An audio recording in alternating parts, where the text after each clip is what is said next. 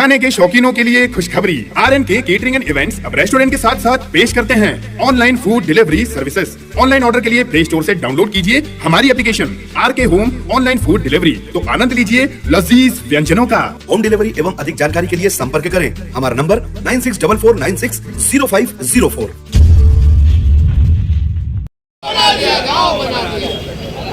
साथियों, ये जो आज रैली हमने निकाली है, ये नगर निगम में हो रही हत्या, भ्रष्टाचार और किसी भी प्रकार के कांग्रेसी पार्षदों को वार्डों में कार्य नहीं किया जाना, इसलिए ये विरोध दर्ज किया गया।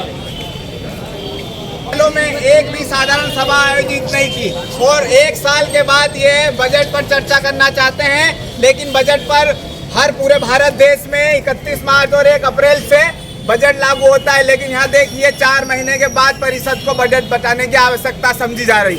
अगर परिषद में अगर उसको रखा जाएगा तो हम इसका जवाब मांगेंगे। आपने 4 महीने क्यों, आपने 4 महीने इसको क्यों लेट किया? क्या खंडवा विदेश में है क्या?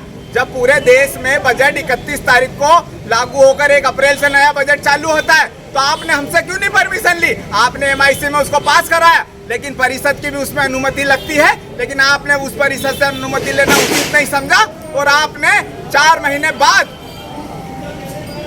बजट का सम्मेलन बुलाया और उसमें चाहते हैं कि हम हमारी उसमें सहमति दें। ये सरासर गलत है, ऐसा नहीं होना चाहिए, क्योंकि खंडवा शहर ऐसे ही पिछड़े जिलों में आता है और उसको काफी पिछड़े ले जा रहे हैं। 290 करोड़ रुपए का बजट इन्होंने बनाया है कि खंडवा में हम 290 करोड़ रुपए के विकास कार्य कराएंगे, लेकिन जैसे सबको पता है कि खंडवा में हर वर्ष इतना बजट बनता है और ऐसे ही लागू होता है। इसलिए बीजेपी के नेताओं के लिए ये बजट होता है। खंडवा की जनता ने तो देखा है, जैसे 200 करोड़ रुपए की नर्मदा लाइन में कितना भ्रष्टाचार हुआ।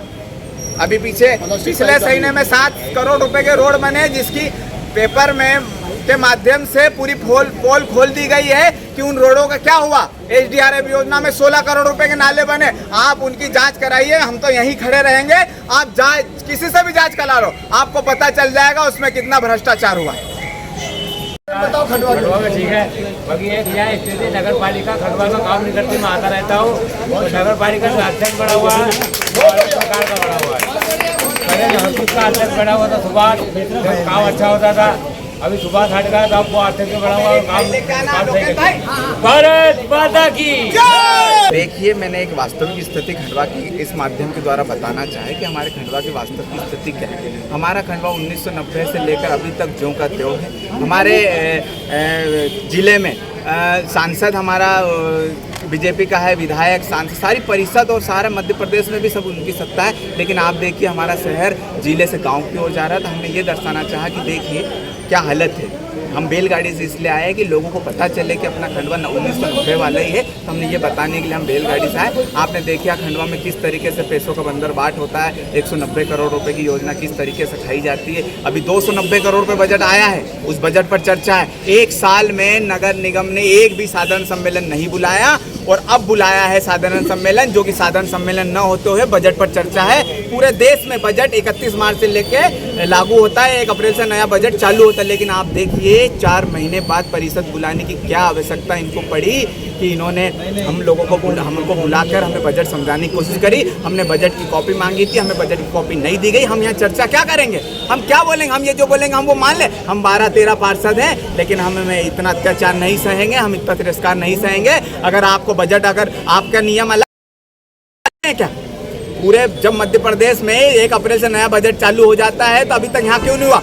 1 अप्रैल से लेकर 24 अगस्त तक जितने भी बिल हुए हैं वो सब अनलीगल है। मैं उसकी जांच की मांग करूंगा और ये किस आधार पर इन्होंने उसको बिल पास करें। क्या MIC प्रस्ताव पास होने क्या अब वो बिल कर दे? परिषद की अनुमति लेना चाहिए। धारा 99, धारा 100 और धारा 101 पढ़ी जाए और 97 धारा पढ़ी जाए। उसमें स्पष्ट रूप से उल्लेख है कि ये जो इन्होंने जो बजट जो अभी 4 महीने बाद पेश कर रहे हैं, ये दिस इज अनलीगल, ये अनलीगल है, इसका कोई उचित नहीं है।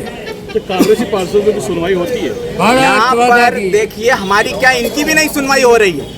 यहाँ पर 50 पार्षदों को सिर्फ 6 MIC सदस्य हैं, उनकी भी सुनवाई होनी है। किसी भी एक तरफ इसे काम मांगने जाओ तो बोले हमारी नगर निगम बहुत गरीब है, और एक तरफ देखिए 4 उपायुक्त और 4-4 गाड़ियां और 4-4 बंगले और 4-4 गाड़ियों के पेट्रोल डीजल के खर्चे। तो मैं इनसे अभी मांगूंगा मैं कि इनकी प्रशासनिक बताइए नियुक्ति कि क्या नगर निगम महानगर पालिका है तो 4-4 उपायुक्त की यहाँ पर वो करी जाएगी क्या? बाबा हमारा पैसा क्या खाने का?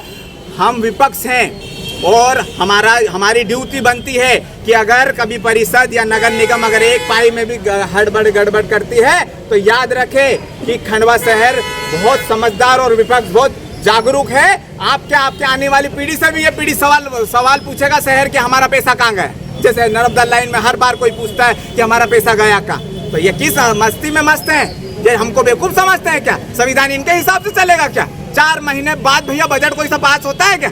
इन्होंने MIC में करा लिया है, लेकिन परिषद को क्या समझते हैं? सभा में बैठेंगे कि नहीं? आपका सभा में बैठेंगे और हम पूछेंगे, उसके बाद हम बहिष्कार करेंगे और हम इनसे नियम कानून जानेंगे। हमें बताए धारा कि आपने किस उसमें इन्होंने पास किया। क्या शहर को बेवकूफ समझते? 290 करोड़ रुपए में से इन्होंने 50 करोड़ अभी तक निपटा दिए होंगे।